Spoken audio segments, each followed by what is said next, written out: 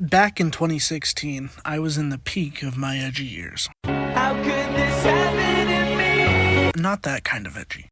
God left me unfinished! That's more my speed. Nothing filled me with more joy than the attention and reactions of others, which I think is a huge canon event for a lot of middle schoolers.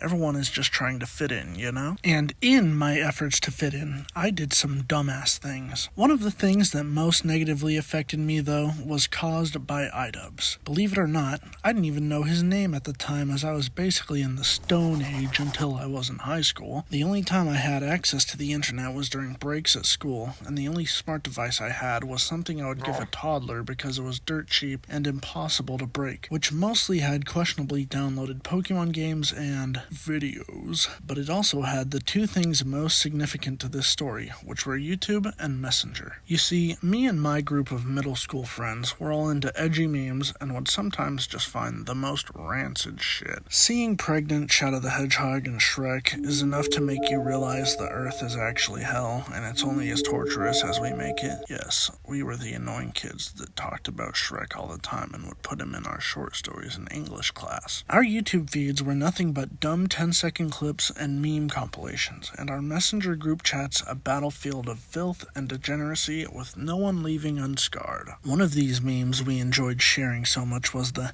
"I'm gay" iDubbbz meme, where he jumps off the stove while wearing a green suit and shouts, "I'm gay." I tried to look up what the suit is supposed to be, but honestly I couldn't tell you. Maybe an alien? Anyways, we thought this was like the Olympic gold of memes. Like, we would have built a statue in his honor. We would reference it all the time, during lunch, during classes, in the bathroom, and in other places. The place where my false god finally got toppled, though, was in the boys' locker room. We had just finished physical education, and we were all changing our clothes to go to the next class, and in my tiny child brain, I thought of a brilliant idea that would put Einstein to shame. I climbed the bench, and in this room of half-naked boys, I jumped down into a squatting position and shout, "I'm gay!" There is a roar of laughter, and for a second, I felt like a god. Then a nuke dropped on my head. The physical education coach was still in the locker room. So around the corner comes this hulking mass of almost bald man with the most disappointed look on his face. My tiny preteen heart sank to the floor as I realized I was about to get detention. Thinking of ways I could get out of this, ways to avoid the confrontation with my parents, I panicked and just took the forbidden paper and left when it was time for the next class. I didn't want my parents to find out and start grilling me with questions and, even worse, punish me. So I took the paper of punishment and I crumpled it up into a ball and tossed it into the garbage. Now, all I had to do was pray my parents didn't answer the phone when the school called. So the whole bus ride home, I'm in a state of neurotic survival mode. The bus arrives at my house and I rush through the front door to find one unheard message from the school, which I delete immediately. So the next day,